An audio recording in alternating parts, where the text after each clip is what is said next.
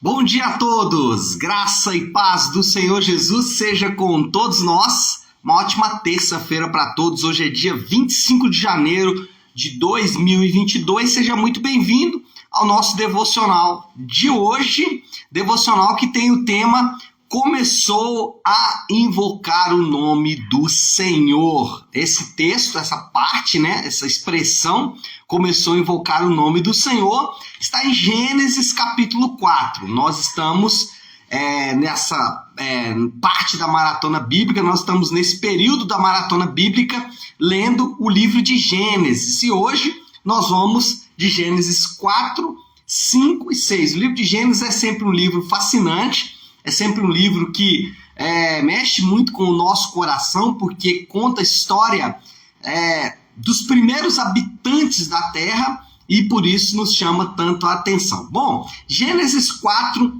versículo de número 26, diz assim, que é o texto que nós vamos ler hoje, que é o tema do nosso devocional. Também a Sete nasceu um filho, a quem deu o nome de Enos. Naquela época, começou-se a invocar o nome do Senhor. Nós sabemos a história desde a queda, Adão e Eva geram vários filhos. Dentre esses vários filhos que Adão e Eva geram, um deles dois, muito famosos, que é Cael e Abim. Caim e Abel, eu sempre confundo os dois. Caim e Abel. Então, Adão e Eva geram ali Caim e Abel. Nós sabemos que Caim mata Abel, depois ela gera outros filhos, esse casal gera outros filhos, dentre outros filhos, eles geram também o Sete. E aqui nós temos um primeiro contraste. O livro de Gênesis, ele também mostra esses contrastes. Para dar um exemplo, ele vai mostrar o contraste entre Abraão e Ló.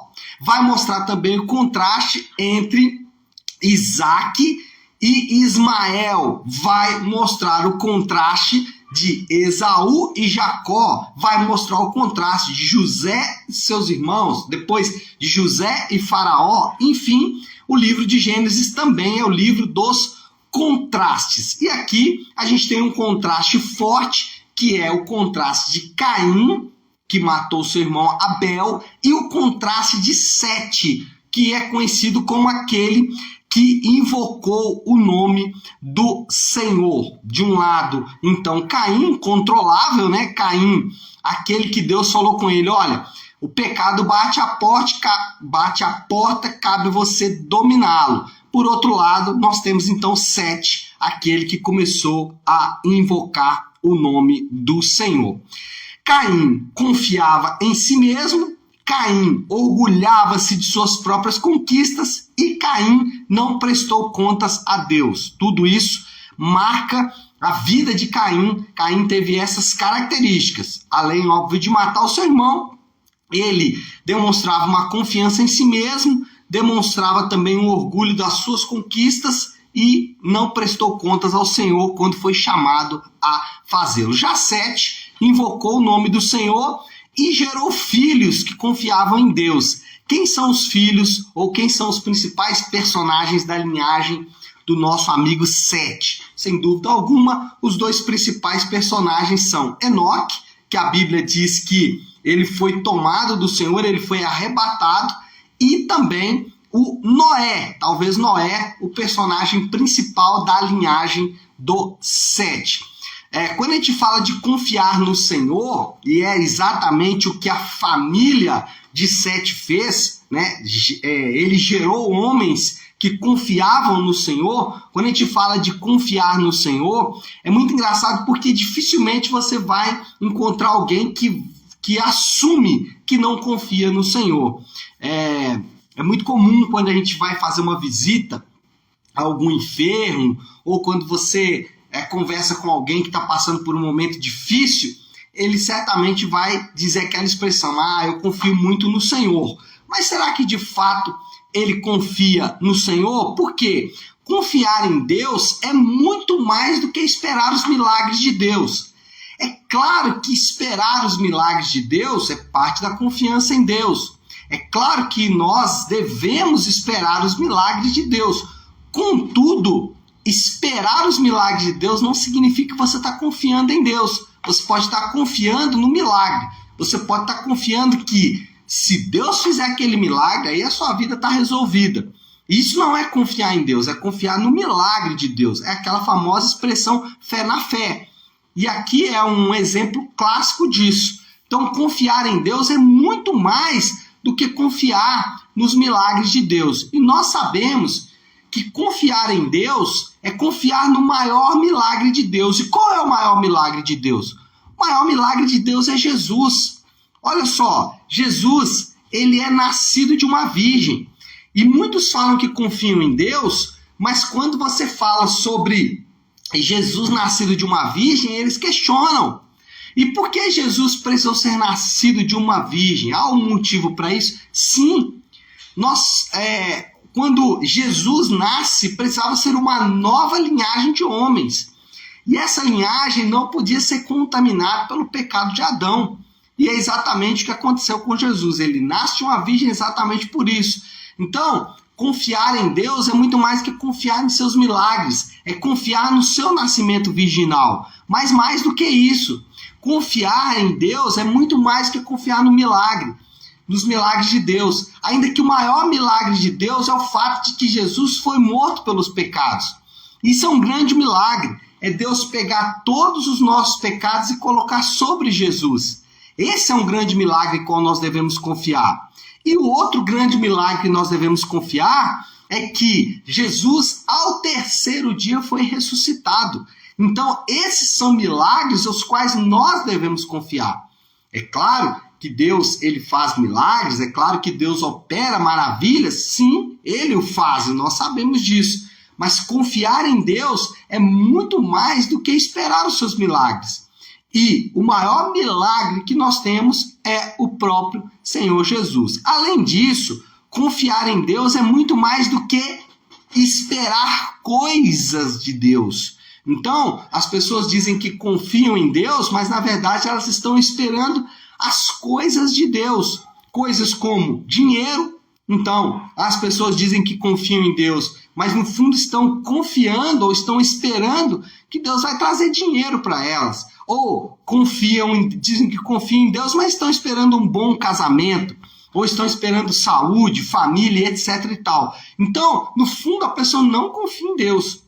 Ela confia nas coisas que Deus pode dar para ela, ou nas coisas que Deus tem para ela. Então, confiar em Deus é muito mais do que esperar as coisas de Deus, ainda que as coisas de Deus sejam boas, né? Quando Deus nos abençoa com dinheiro, com recursos financeiros tão importantes para a nossa provisão, quando Deus nos abençoa com um bom casamento, com saúde, com família, isso é maravilhoso, mas confiar em Deus é muito mais do que esperar essas coisas. E se tem uma coisa de Deus que nós devemos confiar, se tem uma coisa de Deus que nós devemos colocar a nossa confiança, se tem um instrumento de Deus que nós devemos colocar a nossa confiança, é na cruz. A cruz, ela é o verdadeiro instrumento de Deus, porque na cruz, todo o nosso escrito de dívida, toda a nossa ofensa é colocado na cruz. Olha só que nível de confiança você e eu temos que ter. Isso sim é confiar em Deus. É confiar que Deus colocou na cruz do Calvário toda a nossa ofensa e que nós somos totalmente perdoados por Deus por causa deste instrumento. Então, confiar em Deus é muito mais do que confiar nas coisas de Deus. E se tem uma coisa de Deus que nós temos que confiar, é na cruz. E nós sabemos que muitas vezes não fazemos, né? Preferimos continuar confiando na força do nosso braço. E confiar em Deus é muito mais do que falar que confia em Deus. Você já deve ter ouvido aquela expressão algumas vezes, né? Eu confio muito em Deus. Especialmente, como eu disse aqui, em momentos de dor e aflição. Você vai ouvir isso da boca das pessoas. Eu confio em Deus. Agora, será que você, ou será que essa pessoa é capaz de confessar toda a obra de Jesus toda a obra de Jesus consumada como suficiente? Será que essa pessoa que diz que confia em Deus, ele é de fato capaz de confessar que confia na obra de Jesus? Confia no seu nascimento, confia nos seus milagres, né, executados na terra para demonstrar a sua identidade, para demonstrar a sua missão? Será que essa pessoa confia mesmo que Jesus morreu na cruz para pagar os seus pecados? E aí tem dois aspectos, morrer na cruz e pagar pecados. Essa pessoa que diz, eu confio muito em Deus, será que ela confia que Jesus ressuscitou? E mais, essa pessoa que diz que confia em Deus, confia que ele voltará e que essa pessoa deverá prestar contas de todas as suas obras? Então, dizer que confia em Deus é uma coisa, mas confiar de fato na obra consumada de Jesus como suficiente e declarar esta obra, aí é outra história, aí é outra coisa, que de fato a gente não percebe em muitas pessoas. Então, Sete e Caim, dois homens que contrastam, um que confiava nas suas próprias obras, que confiava na sua própria capacidade de conquista, e outro que, como o texto bíblico diz, começou a invocar o Senhor. Bom, qual é a moral da história? Confiar em Deus, como eu disse, é muito mais do que confiar nos milagres de Deus, nas coisas de Deus, e confiar em Deus é muito mais do que falar que confia em Deus. Confiar em Deus é depositar toda a nossa esperança de alegria no Senhor. Isso é confiar em Deus. É quando a alegria ou a esperança da alegria não está na saúde, não está no dinheiro, não está no casamento, não está em lugar nenhum. A confiança, a esperança está na obra consumada de Jesus. Eu confio que a morte de Jesus na cruz, a sua promessa de volta, a sua ressurreição e a promessa da sua volta, essas são de fato fontes de alegria. Ele pagou os meus pecados, ele ressuscitou o terceiro dia, prometendo que eu também ressuscitaria, e ele prometeu a volta. Isso sim é fonte de alegria. Confiar em Deus é confiar que estas coisas podem de fato trazer alegria. E não o dinheiro, não a saúde, não a família, e essas são boas coisas, mas que podem se transformar em deuses, em idolatrias. Então, a confiança em Deus está ligada em depositar toda a esperança de alegria exatamente na obra consumada de Jesus. E aí, o desafio de hoje, né, a aplicação é muito simples, né? Qual que é o desafio do Léo nesta manhã de terça-feira? É muito simples. Coloque a sua confiança no Senhor. E quando a gente fala de colocar a confiança no Senhor, é exatamente nisso que eu falei. Toda a fonte de alegria está na obra consumada de Jesus. E não no dinheiro, no sexo, no casamento, na família, na saúde e assim por diante. Bom, quem confia em Deus? Nós falamos, né? Confio muito em Deus, mas será que de fato confiamos?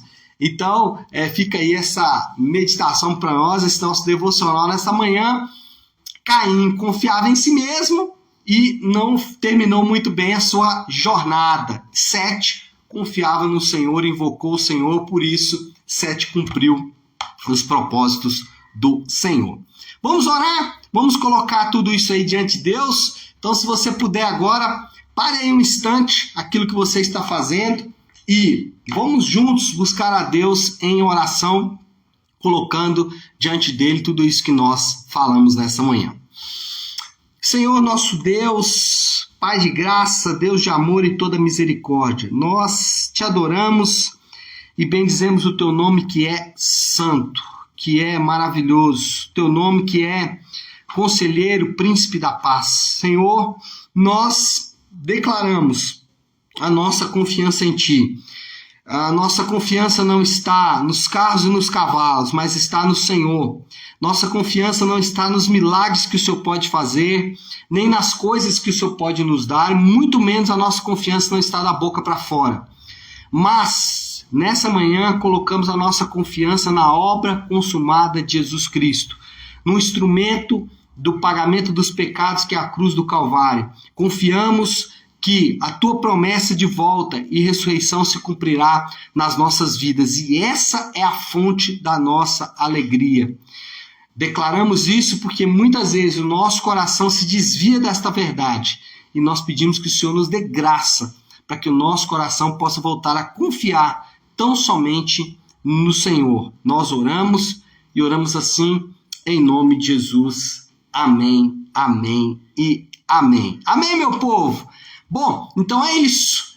Nós vamos ficando por aqui. Uma ótima, uma excelente terça-feira para todos nós. Fiquem com Deus.